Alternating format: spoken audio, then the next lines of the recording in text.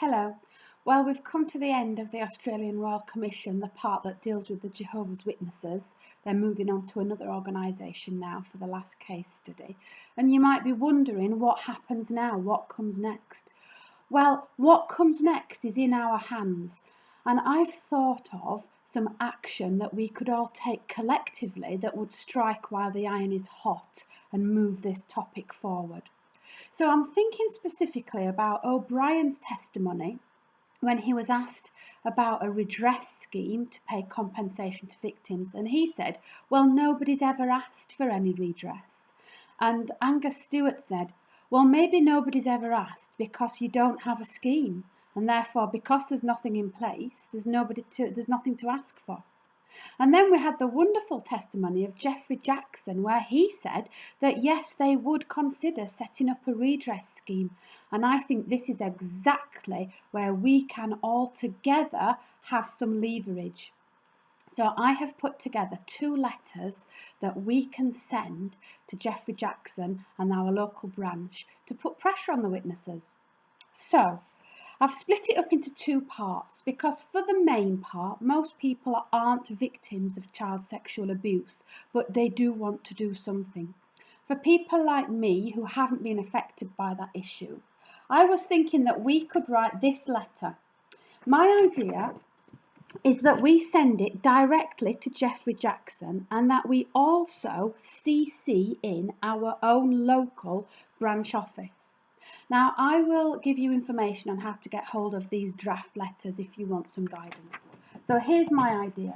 Let's say this is me writing, and I write to Mr. Jackson at Columbia Heights, and I say, Dear Mr. Jackson, I was so pleased to hear you say to the Australian Royal Commission that the Watchtower Bible and Tract Society would look at setting up a redress scheme for victims of sexual abuse and rape committed by Jehovah's Witnesses.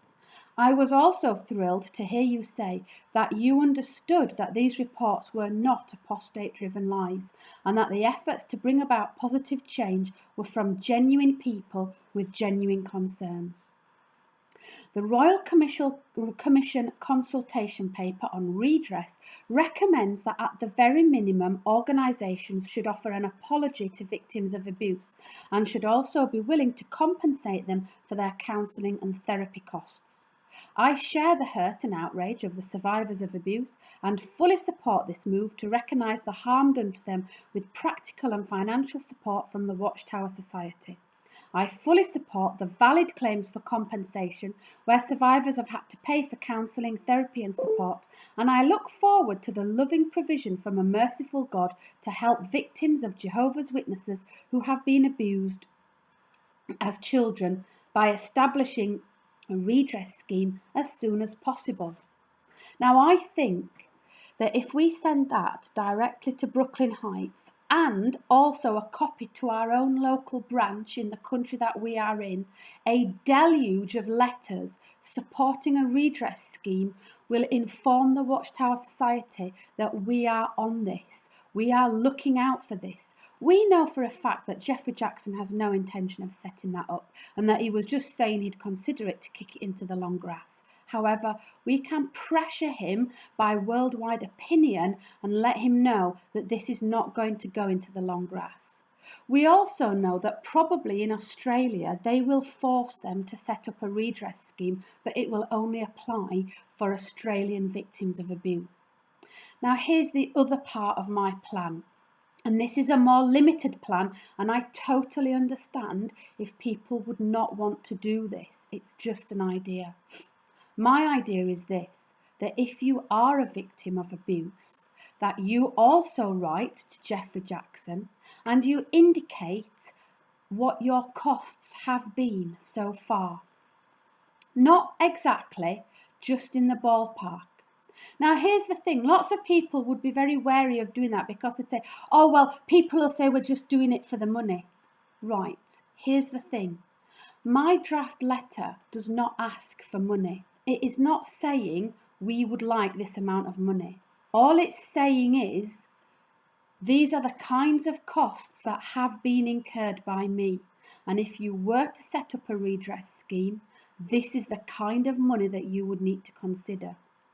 So it's not asking for money, it's just saying this is what we've incurred. So that O'Brien can't say, oh well, nobody's ever asked for it, to like pretending that it's not necessary. The other thing is, part of me is thinking, what does it matter what people say? What if people do say, oh, they're just doing it for money? Well, hello, living in the world involves money. Going for counselling and professional therapy involves money. Doesn't matter if they just say, oh, they're doing it for money. That's not true. Those victims don't want money. All they want is to not be in a negative position compared to other members of society.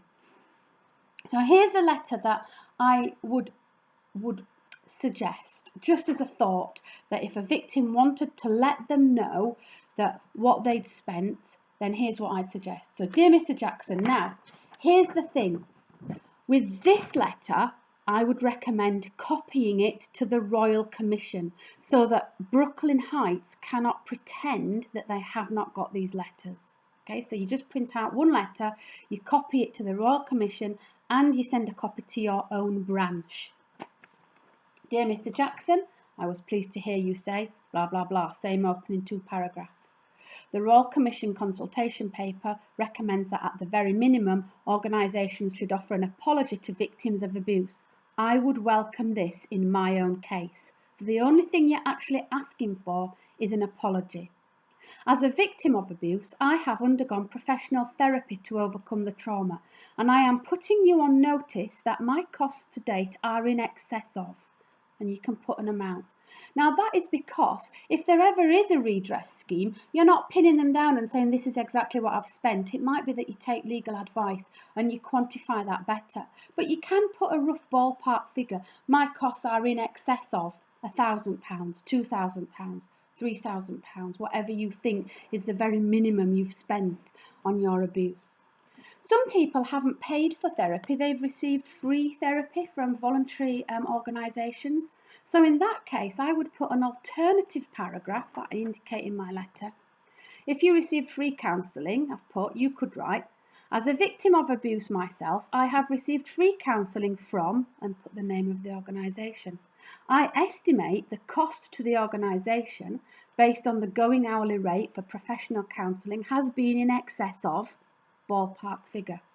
A voluntary donation to the organisation from yourself as a gesture of goodwill would be acceptable. And then for everybody at the end I'd put, I am formally lodging this notice of costs so that you are aware of the amount you need to consider when setting up your redress scheme. Yours faithfully. And the reason I would copy that to the Royal Commission is that I genuinely believe that they would pretend that they hadn't received any of that. So, if you were interested, as not a victim of abuse, but someone who is concerned with the issue and wants to make sure that this does not go off the boil, you can contact me on Facebook and I will PM you that letter. And you can adjust it and change it and word it how you like so that they're not just getting lots of the same letters. If you want to email me to receive those draft letters, you can do. Is that backward? I can't tell if that's backwards or not. It looks backwards to me. Anyway, it's lougood@hotmail.com. And I think if they received at Brooklyn Heights and at the local branch offices a deluge of letters in support of the victims of abuse, specifying that they could set up a redress scheme that we would back, then I think that will go some way for them realising the strength of opinion out here. Does the Watchtower Society know how many ex-Jehovah's Witnesses there are and how angry we are as a collective body at this issue of abuse cover-up and child rape? And that's what it is. I know we always use the word child abuse, but let's not mince words. These children have been raped in many cases, and abuse almost makes it sound like it's not quite as bad, and it is bad. It's horrific. I would please urge you, if you've never done an act of activism before, if you've never engaged in any activism before, please let your letter of support be maybe the first and only thing that you ever do to keep this issue on the boil. They've had their feet held to the fire by the Australian Royal Commission. Now let's let them know that there are thousands of us in all different countries that are concerned about this very issue, and that we will not let them forget it. We will not let them kick it into the long grass. We care and we will act. And thank you very much if you are willing to partake in this letter writing campaign. I'll just remind you how you can find me on Facebook, and if you want to email me, and I will send you those draft letters, and you can reword them, rework them, put in whatever you want to say to Geoffrey Jackson and his extremely kind offer to consider a redress scheme for victims of abuse. Thank you.